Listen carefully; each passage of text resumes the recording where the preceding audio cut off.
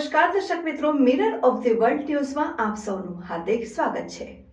શહેરના તાંદરજા વિસ્તારમાં કોન્ટ્રાક્ટર દ્વારા ખોદકામ કરીને છોડી દેવાયેલા બિસ્માર રોડને લઈ સ્થાનિકો દ્વારા ઓક્સિજન સિલિન્ડર અને માસ્ક પહેરીને અનોખો વિરોધ દર્શાવ્યો। આ રોડ બિસ્માર હોય જેને ઓક્સિજનની જરૂર છે અને આ રોડ હાલમાં ઓક્સિજન પર હોય તેને સારવારની જરૂર હોવાનું દર્શાવ્યું। શહેરના તાંદરજા વિસ્તારમાં કોન્ટ્રાક્ટર દ્વારા છેલ્લા કેટલાક સમયથી વિવિધ કામગીરી અંતર્ગત રોડને ખોદી નાખવામાં આવ્યો હતો, પરંતુ આજ દિન સુધી તેને યોગ્ય રીતે પુરાણ કરવામાં આવ્યું નથી। ત્યારે સ્થાનિક યુવાનો દ્વારા રોડના ખાડામાં ઓક્સિજન સિલિન્ડર અને માસ્ક પહેરીને રોડ બીમાર હોવાનું અને ઓક્સિજન પર હોય તેને સારવારની જરૂર હોવાનું બતાવી અનોખી રીતે પાલિકાની કામગીરીનો વિરોધ દર્શાવ્યો।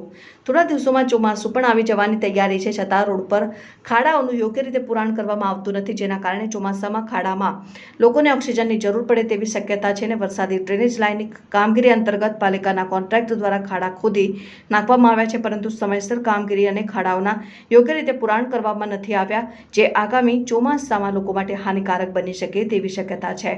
હાલમાં જોખમી ખાડો હોવા છતાં પાલિકા અને તેના કોન્ટ્રાક્ટર દ્વારા લોકોની સુરક્ષાને ધ્યાનમાં રાખીને પણ અહીં કોઈપણ પ્રકારના બેરિકેટિંગ સાઇન બોર્ડ ન મુકાતા સ્થાનિકોએ પાલિકા તંત્રની આંખો ખોલવા અનોખી રીતે વિરોધ દર્શાવ્યો। અમારો રોડ પાછલા 20 વર્ષોથી ઓક્સિજન પર છે, બીમાર છે, જેની રજૂઆત અમે વડોદરા મહાનગરપાલિકાના અધિકારીઓને કરી છે કે અમારા રોડની સારવાર કરો, પણ વડોદરા મહાનગરપાલિકાના અધિકારીઓ સારવાર કરવામાં નિષ્ફળ રહ્યા છે, જેના કારણે અમારો રોડ ઓક્સિજન પર આવ્યો છે, જેથી કરીને આજે અમે રોડને ઓક્સિજન આપ્યું।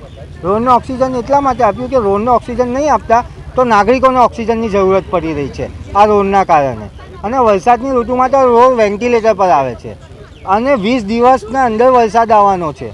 આ તો એક નાનું કામ છે, વરસાદી કાચ ડાયવર્ટ કરવાનું।